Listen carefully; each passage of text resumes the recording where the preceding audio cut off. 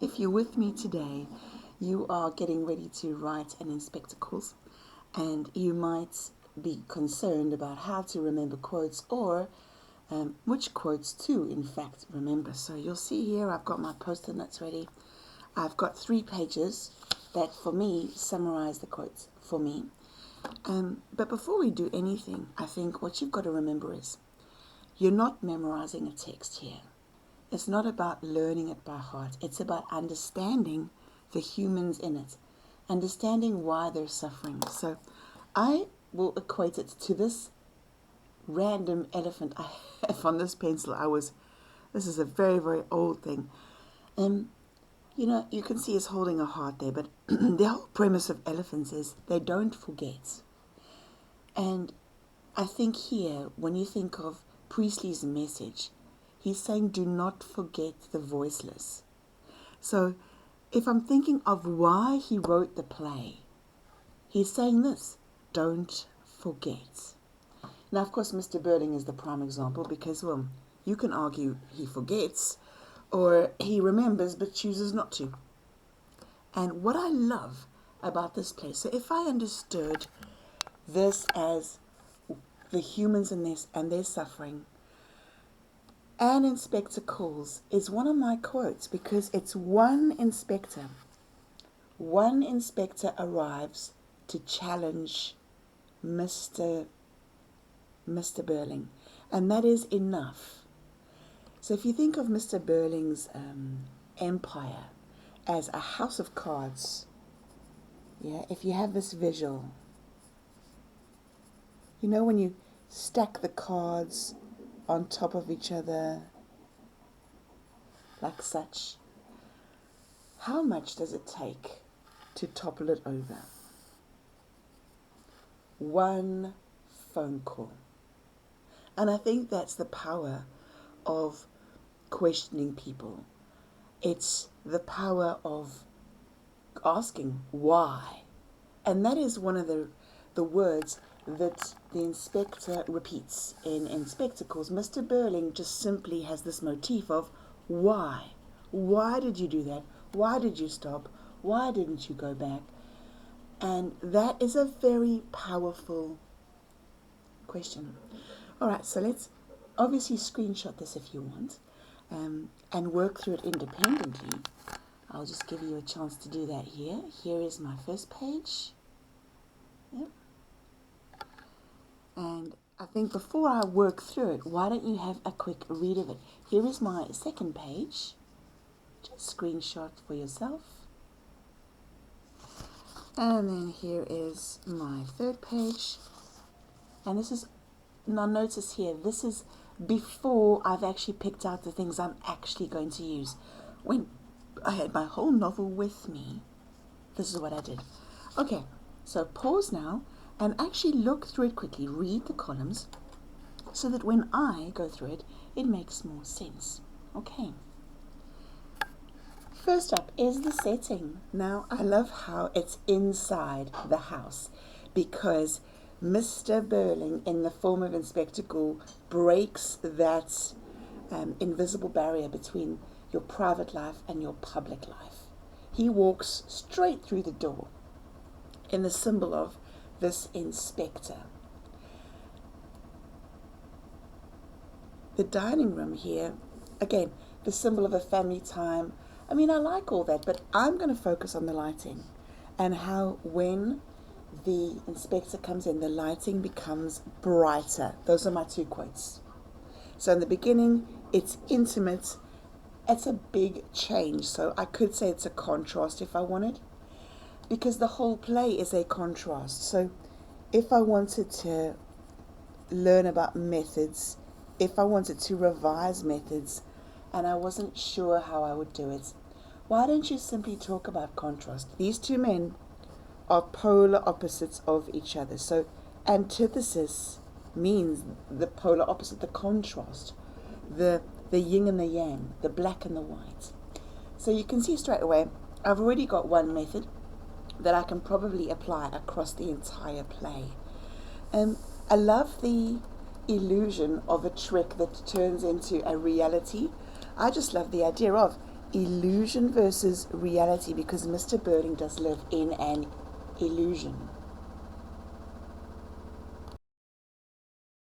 So again, you've got this irony that at any point Mr. Burling could save people, and you can obviously decide that he's just a hard-headed businessman, and he's actually got responsibilities as a businessman. You can read him that way, or you can read him as both.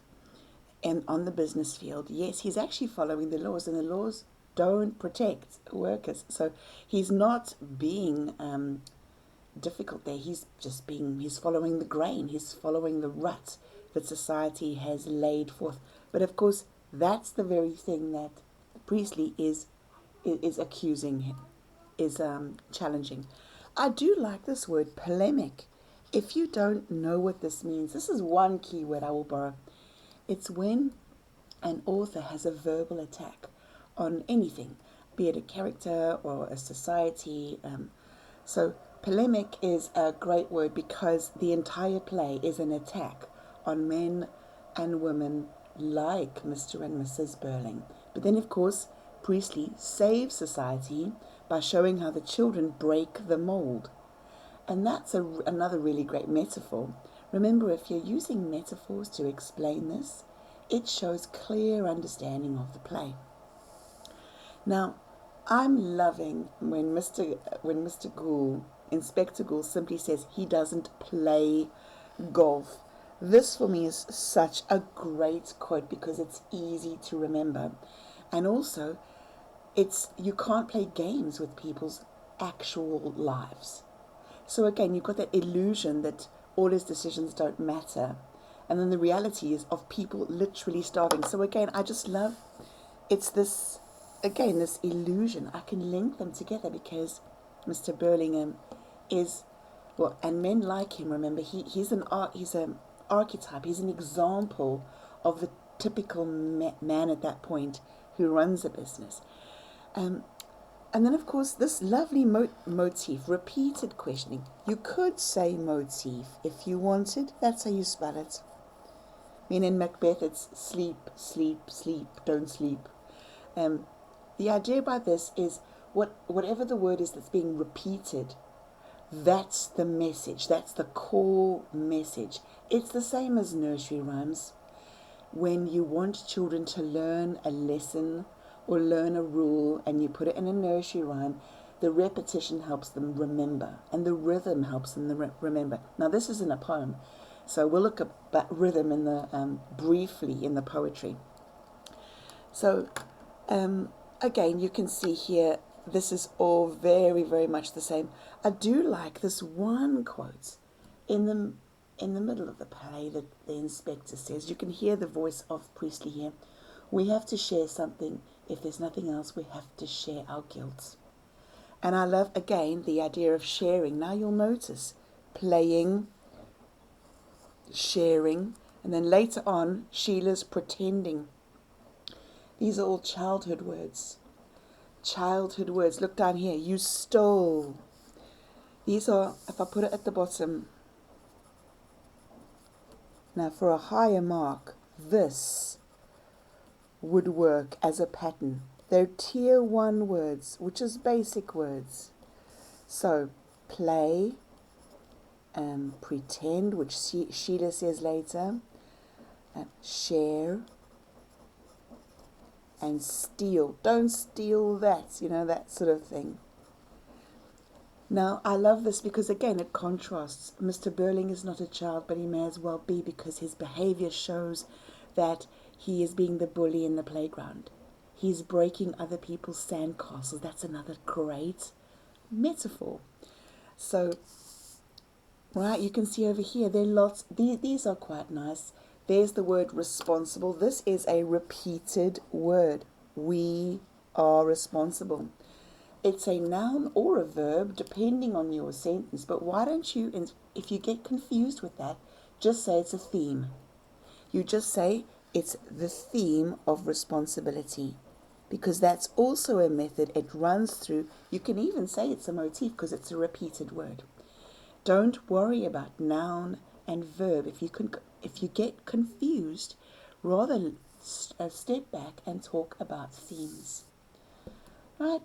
Mr. Burling, obviously, my favorite one has to be the Titanic, which is unsinkable. We know the play is written in 1945, but it's set in 1914. So the audience know the Titanic sinks. From page 1, they know that Mr. Burling is repeatedly wrong. And it's almost as if you kind of go, well, Priestley has set Mr. Burling up, but actually Mr. Burling has set Mr. Burling up, because he does not listen. He really is a very, very poor listener. And I do like saying that he's blind to people's struggles. And yes, you can say maybe he's just got greed. He's driven by greed, just like Macbeth. But you know what? I'm wondering if because has a provincial accent, maybe he's also afraid. Because most of human behavior is driven by fear. Most of the time, people are just trying to protect themselves. Now, of course, he's got nothing to worry about because he has escaped the countryside, unlike Ava Smith, but he seems to possibly be trapped in it. But you decide if you like that one or not. I like this idea of the Titanic is unsinkable because I think it's a parallel. Parallel. There you go. If I go right up here to the House of Cards, there it is. I'm going to link Titanic to the House of Cards. Mr. Burling has built this empire. It takes one iceberg or one phone call to absolutely destroy it. And he's got this hubris. Do you know that word? Hubris. It means pride. That you think you are better than everybody else. He's got this hubris that he is great. The problem is there's no evidence to state that. He even naively thinks he's going to have a knighthood. And once again, I would talk about Robin Hood at this point. People who deserve knighthoods, they donate so much of their time to the poor, to society. It's voluntary. Their care for others is demonstrable over an extended period of time. Mr. Burling is deluded, and he thinks he can purchase this because he socializes with men of power. He thinks that this is an easy vote in, and perhaps during 1914 it is, but that is not how knighthoods work. So I just love the word deluded, because he's playing pretend games. And again, knighthood, come back down here to childhood words. You know, who wants to play the knights with the sword and who wants to play the bad guy? He sees himself as the bad guy, as the antagonist. But he sees himself as the good guy, but he's actually the antagonist. He's the one causing all the pain. Again, these are standard quotes here for him. He sounds like a stroppy kid when he just goes, I refused. He's outraged when he's questioned. I think this word here is just copy and pasted. For most of the play, his stage direction just says angrily. And again, that's hubris for you. How dare you question me is what he's saying. And of course he should be questioned like every other human in the world. He talks about keeping labor costs down. And this is where you could really unpick suffering. Because there's a physical cost, obviously. In his case, less profits. In Ava Smith's case, less food. There's a mental cost. As in, do you feel guilty about not giving them a raise when you know they're hungry? Mentally for Ava Smith, we know the different avenues she tries to take just to stay alive. And we know that many times she tries to almost twist her identity out of shape in an attempt to survive in different forms. And it doesn't work. And then there's an emotional cost. And we can argue that Mr. Burling has none. He's only entirely concerned for himself. This commanding thing, he's not commanding. He's just silences people who criticize him. That's very different from somebody who commands respect. And that is what the inspector does. I think what's interesting is where Mr. Burling does get emotional, it's in the wrong place. So when he hears that his only grandson, his first grandson, is no longer alive, he doesn't blink. This is where he gets extraordinarily upset. It's when Eric admits what he's done. He gets upset about that, the admission. And that tells you simply that he values his reputation above whatever else they do. So again, he's got to cover this up. Very similar to Utterson. And then, of course, this is the worst part of the play. When they think they've escaped it, this word triumphantly is repeated. Mr. Burling says it, Mrs. Burling says it. There she is down there. You can read ahead a bit. And Gerald says it, which is why Gerald is unsalvageable. He's almost too tainted with the success of his father and people like Mr. Burling. I love this, the audience will either feel really pleased and happy that Mr. Burling has been caught, or they'll feel extremely panicked for themselves that they too might be caught. I mean, this is a direct challenge to the rich on their behavior. Direct challenge. And Priestley does not sugarcoat it at all. At all. Because they should feel guilty. And I'm not sure if Gerald feels guilt. We'll look at him a bit later, but we absolutely know that Sheila and Eric do. Mrs. Burling, I equate her to a brick wall. In terms of, and I just like explaining that as a mother, she's a complete and utter failure. She's also willfully blind, and she feigns ignorance. These are the most important things about her, because she, like Macbeth's wife, she's the antithesis of what a woman should be. That supportive, nurturing force. Yeah, she's not there at all. So I explain that she's a brick wall. That is how caring she is.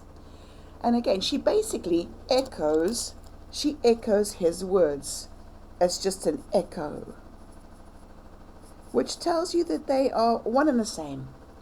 They're supporting each other. But then, of course, as they team up, so do the children, and then you get these team players. Think of tennis on different sides of the fence, and the children are going to win because the adults are breaking the rules. And the children say, we're playing by the rules now. You can't just make stuff up. And I love that as another metaphor because it makes it easy to explain. Again, you've got a lovely semantic field here. If you wanted the method, well, there's just plain repetition. These ideas are being repeated. Repetition. You can say there is repetition, or you can say these words are being repeated. You can even say these are themes. These are themes of escape. They keep finding a get out of jail free card.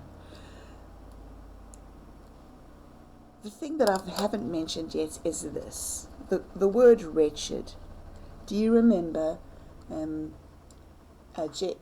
and Hyde, where Jekyll was saying that he had a shipwreck of reason, and he says that Hyde is damnable.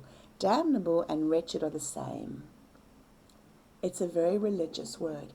In the Christian religion, there's a song called Amazing Grace, and the first two lines sung to the gods say, Amazing grace, how sweet the sound that saved a wretch like me.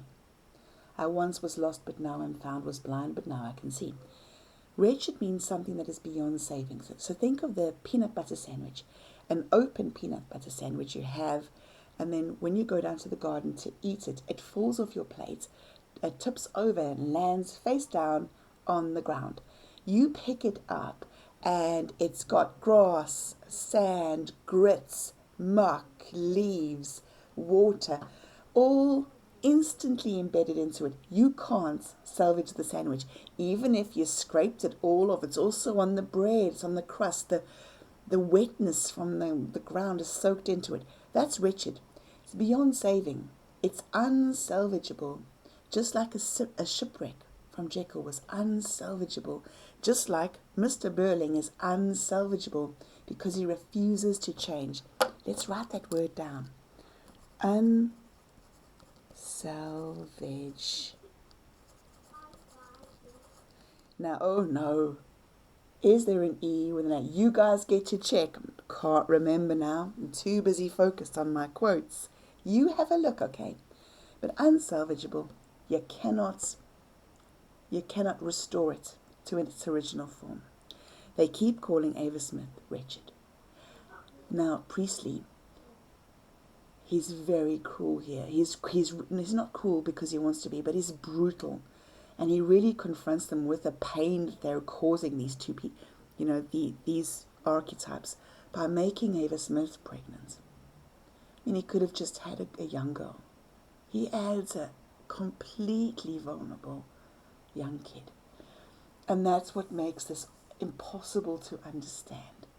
Because how could you not, as a charity lead, support a pregnant woman?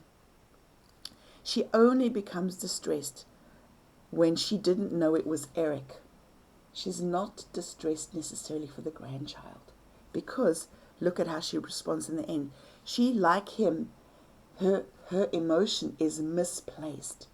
She's upset for Eric and distressed because she could have covered it up. The irony of ironies is that she tells Sheila at the end to behave sensibly. I love that quote because that links exactly to the childish words. All right, so that is part 1 of my quotes.